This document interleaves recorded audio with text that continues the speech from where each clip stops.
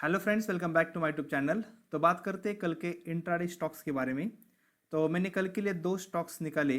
तो कहाँ पे बाई करना है, कहाँ पे सेल करना है, एंट्री एग्जिट, ये सभी पॉइंट्स मैं आपको इस वीडियो में बताने वाला हूँ। लेकिन कल के स्टॉक्स को स्टार्ट करने से पहले मैंने आपको आज के लिए जो तीन स्टॉक्स दिए थे उनको पहले हम एक बार रिवाइज कर लेते हैं कि उनमें टारगेट अचीव हुआ कि नहीं हुआ। और वो होने के बाद कल के लिए मैंने जो दो स्टॉक्स निकाले उनका भी हम एनालिसिस करेंगे।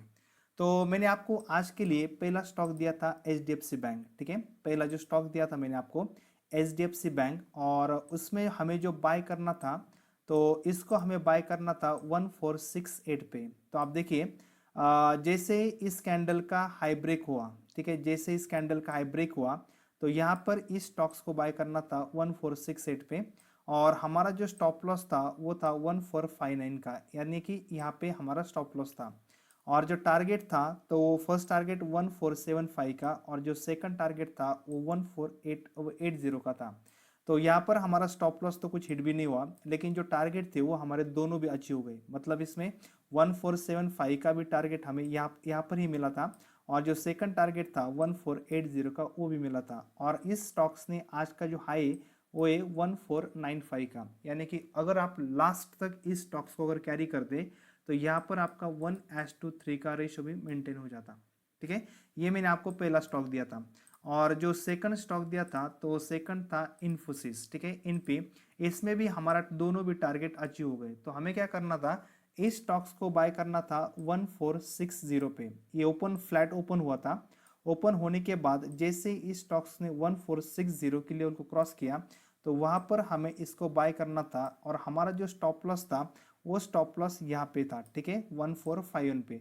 आप बोलेंगे कि यहाँ पर स्टॉप लॉस हिट हुआ, स्टॉप लॉस हिट नहीं हुआ, ये स्टॉक ओपन इधर हुआ था। ठीक है, जैसे इसने 1460 को ब्रेक किया उसके बाद वो नीचे नहीं आया, तो इसने 1460 पे बाय करना था। और हमारा जो स्टॉप लॉस था वो था 1451 का, जो कि हिट नहीं हुआ। और जो हमारे टारगेट थे तो हमारा फर्स्ट टारगेट था 1470 का, वो तो यहाँ पर कहीं पर अचीव हो गया। और जो सेकंड टारगेट था 1475 का वो भी अचीव हो गया, क्योंकि इस स्टॉक्स ने आज जो हाई लगाया वो 1478 का था, और हमारा जो मैक्स टारगेट था वो 1475 का था। तो इस स्टॉक्स ने भी हमारे दोनों टारगेट अचीव किए। और जो मैंने तीसरा स्टॉक दिया था डाबर, तो इसमें क्या हुआ, एक्चुअली इसने भी दोनों भी टारगेट हिट किए, लेकिन इसमें पहले स्टॉप लॉस हिट हुआ था।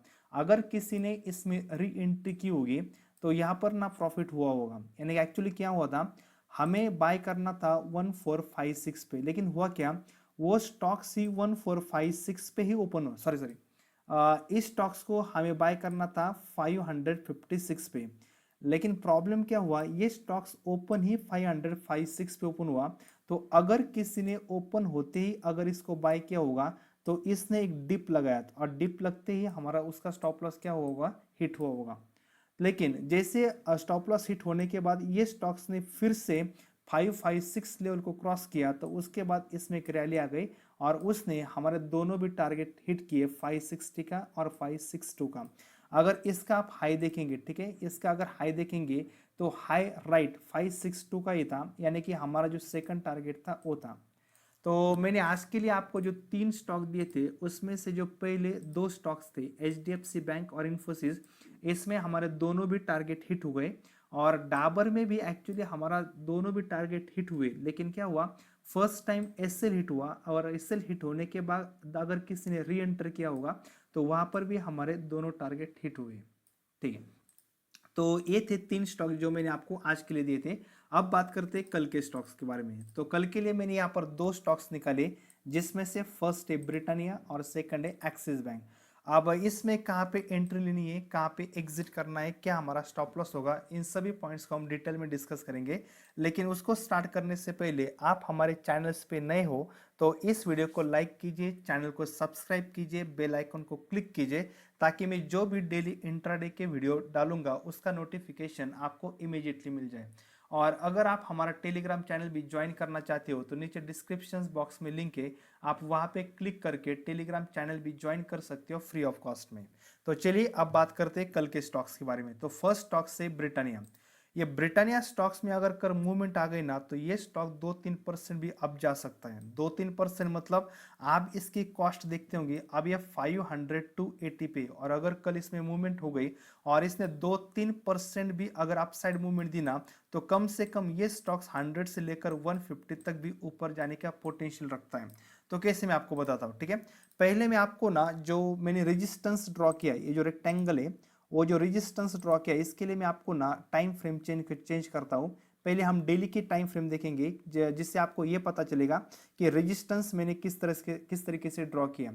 और टाइम फ्रेम चेंज करने के बाद में वहीं पर आपको बाइंग की पोजीशंस और जो टारगेट मैंने निकाले वो कैसे निकाले वो भी पता चल जाएगा। और स्टॉप लॉस जो है, स्टॉप लॉस के लिए मैं फिर से 15 मिनट्स के टाइम फ्रेम को चेंज करूंगा। वैसे हम इंट्राडे के लिए 15 मिनट्स का चार्ज प्रेफर करते हैं।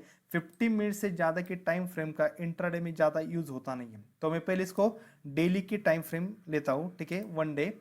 अब आप देखिए, ठीक है, इसको हम थोड़ा सा जूम कर लेते हैं, ठीक है। अब देखिए यहाँ पर भी एक असेंडिंग ट्रायंगल का पैटर्न है और ये स्टॉक्स ना अभी उसके लाइफ टाइम हाई पे, ठीक है। आई थिंक इसका लाइफ टाइम हाई होगा, ठीक है, 2 मिनट में चेक कर लेता हूँ, वीकली भी जाते हैं हम, ठीक है। तो ये उसके लाइफ टाइम हाई के आसपास ही ट्रेड कर रहे हैं। तो अब देखिए क्या हुआ, हमें क्या करना है, हमें आज की जो कैंडल है, ठीक है, आप यहाँ पर देखें। अब आपको ये रेजिस्टेंस लाइन तो समझ में आ गई होगी कि इस स्टॉक्स ने जो मैंने रेक्टेंगल ड्रॉ किया है वहां पर ना 3 बार रेजिस्टेंस को हिट किया है और नीचे से एक ट्रेंड लाइन भी आ रही सपोर्ट के लिए। और जो आज का जो रेजिस्टेंस है, ठीक है, आज का जो रेजिस्टेंस है वहां पर ना वो 2 दिन से ट्रेड कर रहा है, ठीक है। मैं आपके लिए जूम कर लेता हूँ, आपको वो अच्छा से दिखाई देगा। आप देखिए इसका जो रेजिस्टेंस है यहाँ पर ना वो 2 दिन से ट्रेड कर रहा है। तो अगर कल इस रेजिस्टेंस को ब्रेक करता है तो इसमें हाई चांस है कि एक बड़ी मूवमेंट आ सकती है। वैसे मैं जनरली क्या करता हूँ, जब भी थर्ड टाइम रेजिस्टेंस या रेजिस्टेंस आता है ना तो वहां पर मैं सेलिंग की पोजीशंस क्रिएट करता हूँ। लेकिन इस स्टॉक्स में क्या हुआ, ये 2 दिन से सेम रेजिस्टेंस पे ट्रेड कर रहा है, तो मेरे हिसाब से यहाँ पर ना अप साइड की मूवमेंट आनी आनी चाहिए। अगर इसको नीचे ज्यादा जाना होता तो यही से मतलब आज के दिन वो नीचे जाता, क्योंकि सेलिंग हमेशा फास्ट होती है। तो इसमें अगर सेलिंग होनी होती है तो आज के दिन ही सेलिंग होती, लेकिन यह स्टॉक्स यहाँ पर 2 दिन से ट्रेड कर रहा है, मतलब ये अपसाइड जाने का पोटेंशियल रखता है। अब क्या करना है हमें, देखिए अगर कल ये स्टॉक्स, ठीक है, अगर कल ये स्टॉक्स अगर फ्लैट ओपन होता है और जैसे ही आज के यानी आज या फिर कल के कैंडल के हाई को निकलता है तो वहां पर हमें बाइंग की पोजीशंस क्रिएट करनी है, ठीक है। लेकिन ध्यान में रखिए स्टॉक्स ने फ्लैट ओपन होना चाहिए। बहुत बड़ा गैप डाउन या फिर गैप अप ओपन होता है तो इसे इग्नोर कीजिए। तो अगर कल ये स्टॉक्स आज के या फिर कल के हाई को निकलता है यानी कि 5300 यानी कि 5300 को ब्रेक करता है तो वहां पर हम एक बाइंग की पोजीशंस क्रिएट कर सकते हैं और हमारा जो टारगेट होगा मैक्सिमम वो इस कैंडल के हाई के आसपास होगा, इजीली जाएगा। देखिए ये स्टॉक्स अगर इसने 5300 को ब्रेक किया तो ये इजीली इस कैंडल के हाई के आसपास जाएगा और हो सकता है कि इसके हाई को भी ब्रेक करे। और इसका जो हाई वो 503 सॉरी इसका जो हाई वो 5370 जो कि हमारा सेकंड टारगेट होगा। तो अब क्या करना है, देखिए सिंपल, इस कैंडल का हाई ब्रेक होने के बाद हम बाइंग की पोजीशंस क्रिएट करेंगे 5300 और हमारा जो स्टॉप लॉस होगा वो हमारा जो टारगेट होगा वो पिछले हाई का हाई पिछला जो हाई वही हमारा टारगेट होगा। तो हम जो फर्स्ट टारगेट लेंगे वो 5330 यानी कि 30 पॉइंट का फर्स्ट टारगेट होगा और सेकंड टारगेट होगा 5370। और मुझे 90% गारंटी है कल ये स्टॉक्स ना ब्रेकआउट करेगा। और जो हमारा स्टॉप लॉस है वो कितना होगा 5269 का। अब ये स्टॉप लॉस मैंने कैसे निकाला, इसके लिए इसके टाइम फ्रेम में कम कर देता हूँ, ठीक है। तो मैं अब जाता हूँ 50 मिनट्स के टाइम फ्रेम पे और अब देखिए इसका जो स्टॉप लॉस है वो स्टॉप लॉस, ठीक है, इसको मैं और जूम कर लेता हूँ, ठीक है।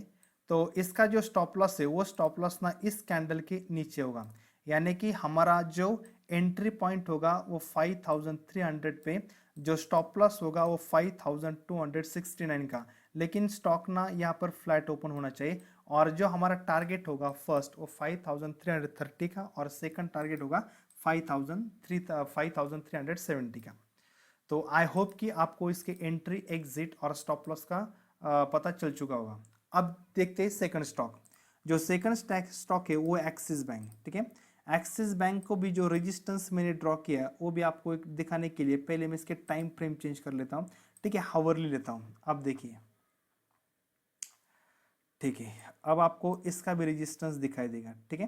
तो इस स्टॉक्स ने ना इस जो रेक्टेंगल मैंने ड्रॉ किया है वहां पर 3-4 टाइम्स रेजिस्टेंस फेस किया, ये फर्स्ट टाइम, उसके बाद second time, third time, fourth time, fifth time इसने रेजिस्टेंस को ब्रेक किया, लेकिन वहां पर सस्टेन ने किया, स्टॉक फिर से नीचे आ गया, और अब ये इसकी 6 टाइम से जो रेजिस्टेंस को ब्रेक करा है। और अगर आपने आज का मार्केट देखा होगा तो आज के मार्केट में बैंक निफ्टी में 2% की तेजी, और कल अगर बैंक निफ्टी में वही तेजी कंटिन्यू रहती है तो एक्सिस बैंक भी कल अपसाइड मूवमेंट कर सकता है, क्योंकि ये बैंक निफ्टी बैंक का स्टॉक है। एक्सिस बैंक में हमें एंट्री कब करनी है, ठीक है, मैं 2 मिनट के लिए इसके टाइम फ्रेम से फिर से कम कर देता हूँ 50 मिनट्स के टाइम फ्रेम में। अब जो हमारा एंट्री होगी, ठीक है, हमारी जो एंट्री होगी वो इस कैंडल के हाई के ऊपर होगी, यानी कि हमें बाय करना है 1170 पे, ठीक है, 1170 पे बाय करना है। और हमारा जो स्टॉप लॉस होगा वो इसका मतलब इस स्विंग के लो के नीचे होगा 1158 का, यानी कि 12 पॉइंट का हमारा स्टॉप लॉस होगा। और जो हमारा फर्स्ट टारगेट होगा वो उसका पिछला हाई, यानी कि 1180 हमारा फर्स्ट टारगेट होगा, और जो सेकंड टारगेट होगा वो 1188 का होगा। तो आप कल के लिए ये दोनों स्टॉक्स अपने रडार पे रखिए, और अगर आपको एंट्री बनानी है तो आप एंट्री भी बना सकते हो, अगर बना सकते हो, या फिर अगर आपको एंट्री नहीं करनी तो आप इसको सिर्फ अपने वॉच लिस्ट में रखिए और देखिए कि स्टॉक कैसे मूवमेंट करता है। तो आज के लिए इतना ही, मिलते हैं नेक्स्ट वीडियो में, थैंक यू।